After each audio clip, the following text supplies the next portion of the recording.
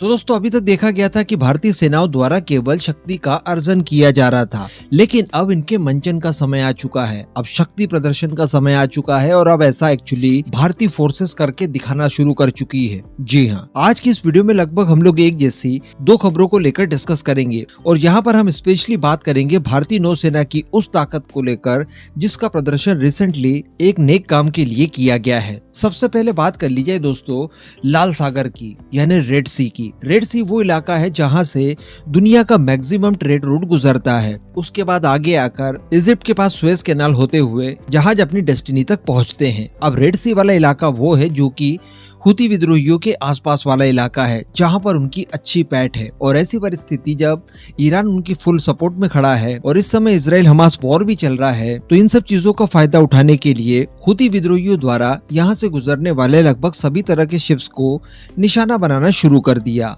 पहले तो इन लोगों की तरफ से ये अनाउंस किया गया था कि हम चूंकि इस वॉर के दौरान हमास को समर्थन कर रहे हैं और हमास को समर्थन करते हुए हम लोग इजराइल से आने और इजराइल जाने वाले सभी तरह के जहाजों को टारगेट करेंगे। और ऐसा एक्चुअली इन लोगों ने करना शुरू कर दिया। लेकिन यहाँ पर देखने के लिए ये मिला कि दुनिया भर के अलग अलग शिप जो भी इस इलाके से गुजरता है उनके ऊपर इन लोगों ने अटैक्स करने शुरू कर दिए। कईयों को बंधक बना लिया, कई सारे शिप्स को हाईजैक वगैरह कर दिया।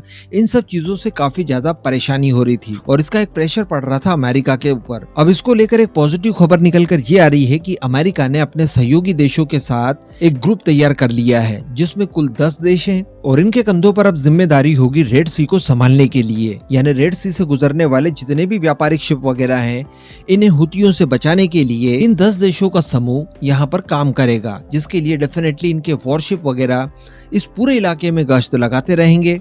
और अगर किसी तरह के कोई अटैक्स वगैरह किए जाते हैं हुतियों की तरफ से, तो उन्हें न्यूट्रलाइज करने के लिए ये उनके खिलाफ एक्शंस लेंगे। इसी बीच दोस्तों भारतीय नौसेना को लेकर भी काफी अच्छी खबर निकल कर आ रही है। दरअसल बताया जा रहा है कि अरब सागर में समुद्री लुटेरों द्वारा एक शिप को हाईजैक कर लिया गया था और ये शिप था माल्टा का, जिसका नाम था MV रूएन। अब माल्टा के इस शिप में टोटल 18 सदस्य सवार थे, जिसके ऊपर समुद्री लुटेरों के द्वारा फायरिंग करनी शुरू कर दी गई, जिसमें से एक क्रू मेंबर को गोली लग भी जाती है उसके शोल्डर के आसपास। अब इस शिप के हाईजैक हो जाने के बाद ये खबर मिलती है भारतीय नौसेना को। उसके तत्काल बाद भारतीय नौसेना अपना ऑपरेशन शुरू करती है और पहले इस शिप को ट्रैक किया जाता है, जिसके लिए विमानों का भी इस्तेमाल किया गया और साथ ही नाम निकल कर आ रहा है INS कोची का। और अब बताया जा रहा है कि भारतीय नौसेना के इसी युद्धपोत यानी INS कोची द्वारा माल्टा के हाईजैक किए हुए शिप को रिकवर कर लिया है। इसके साथ साथ जो घायल क्रू मेंबर था उसे भी रेस्क्यू किया गया है और इसी के साथ साथ उसे ट्रीटमेंट दिलाने के लिए ओमान के एक पोर्ट तक पहुंचा भी दिया है। दरअसल बताया जा रहा है कि माल्टा का ये जहाज सोमालिया के क्षेत्रीय जल सीमा में घुस गया था, जिसके बाद समुद्री लुटेरों ने इसे हाईजैक कर लिया। ये हाईजैकिंग हुई थी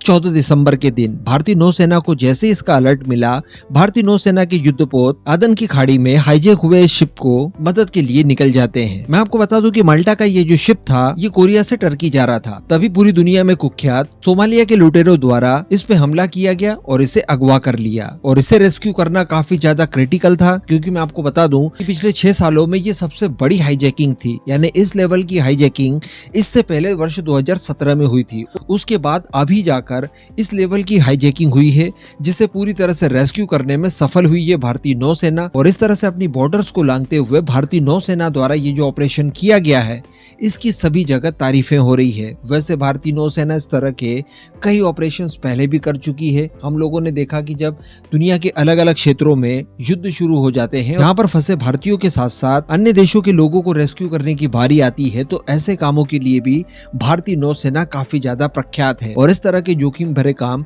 हमेशा सफलतापूर्वक भारतीय सेनाएं आसानी से कर लेती है। उसी का एक प्राइम एग्जाम्पल इस समय हम सभी लोगों को देखने के लिए मिला है। इस पूरे मुद्दे पर अब आपका जो भी मानना हो नीचे कमेंट करके जरूर बताइएगा।